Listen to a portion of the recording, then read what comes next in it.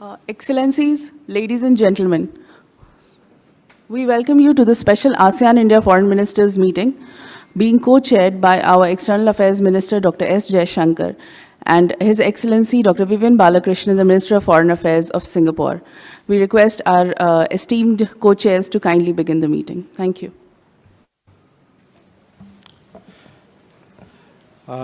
Your Excellency, Vivian Balakrishnan, Co-Chair and Foreign Minister of Singapore, Excellencies, dear colleagues from ASEAN member states.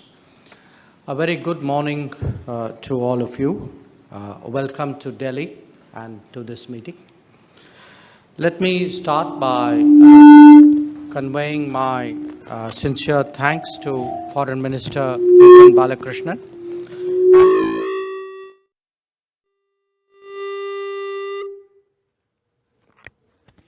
Let me start by conveying my sincere thanks to Foreign Minister Vivian Balakrishnan and his colleagues from Singapore, our country coordinator, for their steadfast and support and cooperation in furthering ASEAN-India strategic partnership.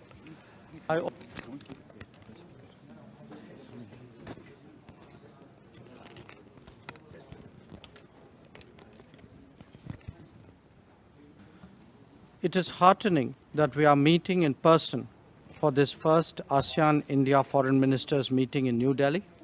Even so, the COVID pandemic has not fully abated and there is much ground yet to be covered as we walk towards post-pandemic recovery. This path has become even more arduous with geopolitical headwinds, which we face due to developments in Ukraine and its knock-on effects on food and energy security, as well as fertilizer and commodity prices and logistics and supply chain disruptions. ASEAN has always stood tall as a beacon of regionalism, multilateralism, and globalization. It has successfully carved out a niche for itself in the region and provided the foundation for the evolving strategic and economic architecture in the Indo-Pacific. ASEAN's role today is perhaps more important than ever before, given the geopolitical challenges and uncertainties that the world faces. India fully supports a strong, unified, and prosperous ASEAN, one whose centrality in the Indo-Pacific is fully recognized. The strong convergence of the AOIP and the IPOI is a testimony to our shared vision for the region. ASEAN-India ties, anchored in history and nurtured by a common ethos, has withstood the test of time and indeed grown stronger with each passing decade. Our sectoral partnership of 1992 matured into a summit-level partnership in 2002 and further evolved into a strategic partnership in 2012. As we enter the fourth decade of our relationship, our ties too must respond to the world that we confront. A better connected India and ASEAN would be well positioned to promote decentralized globalization and resilient and reliable supply chains that is so needed by the international community.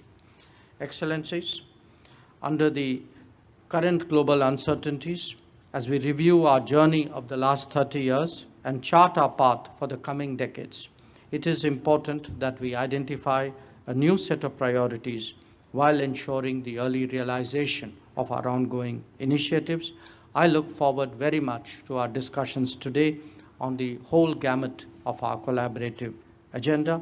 Thank you, Mr. Co-Chair, and thank you, Excellencies and colleagues. Thank you, Dr. Jaishankar, for opening our session. Thank you on behalf of all my colleagues from ASEAN for your warm, generous hospitality. The weather is warm, but more so, the friendships are warm. We meet today to commemorate the 30th anniversary of ASEAN-India dialogue relations, and in fact, as you've just reminded us, a decade of strategic partnership between ASEAN and India. To be frank, the last 2.5 years, I think have perhaps been the most challenging for all of us. I'm referring, of course, to the public health and economic impact of COVID-19. Two sub-points on that. First, ASEAN and India mutually supported one another, and I think each of us can recount incidents, episodes when India has stood up to help us at a point in need, and we have also been, in our own small ways, been able to reciprocate. The second thing is that I am confident that India and ASEAN will emerge even stronger after this COVID episode. The world has also changed rapidly in the last few months, and by that I'm of course referring to Russia's invasion of Ukraine, which in our view has upended the international system of rules and norms and international law, which we all depend on and operate on the basis of. The sharpening superpower rivalry between the United States and China has direct implications on all of us in Asia. So these developments, if unchecked, can threaten the whole system of peace and stability, which we have depended on for the basis of our growth, our development and prosperity over many decades. So I believe this convening of the special ASEAN-India Foreign Ministers meeting is most timely. It's a good opportunity for us to take stock of our comprehensive relations and to enhance the links between our two regions and build resilience to tackle the ongoing and future challenges. Thank you once again, Mr. Co-Chair, for the generosity and the hospitality, and we can declare the session open. Thank you very much. Thank you. I will now request the media to